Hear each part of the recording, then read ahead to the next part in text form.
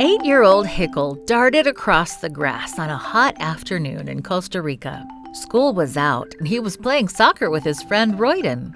The soft green grass of the churchyard felt good under his bare feet. When Hickel saw an opportunity to make a goal, he raised his leg and kicked the ball with all his might. Suddenly, a sharp pain pierced the back of his foot. Lifting his leg, he peered under his foot. A dark brown snake with white stripes was dangling from his heel. Hickel's eyes widened with horror, and he screamed, "Ah!"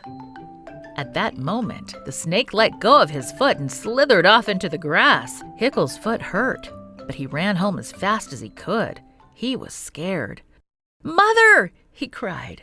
"A snake bit me!"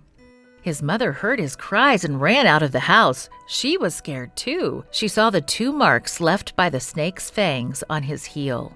Hickel's mother frantically called his father on the phone. His father came home from work and took him to the clinic. The doctor pulled out a syringe and gave Hickel an injection. Then he looked at the boy with concern. "Do you feel all right?"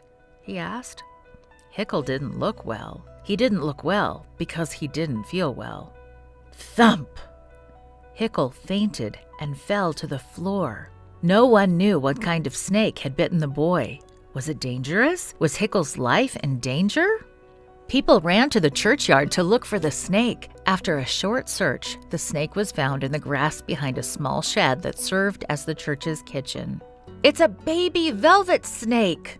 someone called out. The velvet snake is one of the most poisonous snakes in Costa Rica. This was a serious emergency. The doctor called an ambulance. A short time later, the ambulance rushed Hickel from the clinic to the nearest city hospital. It was dark when Hickel arrived 2 hours later in the city of Limón.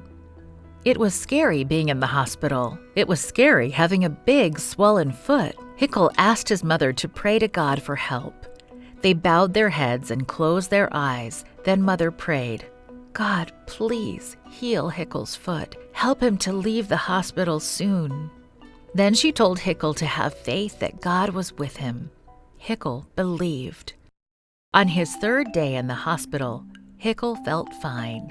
He was very happy. He knew that God had heard his mother's prayer and healed him. Back home at last, Hickel learned that the whole town had learned about his snakebite and astonishing recovery. Everyone was amazed to see the healthy and happy boy. "It's a miracle," someone said. "There is a God who takes care of children," said someone else.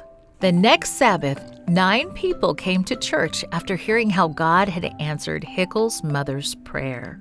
They all gave their hearts to Jesus and got baptized.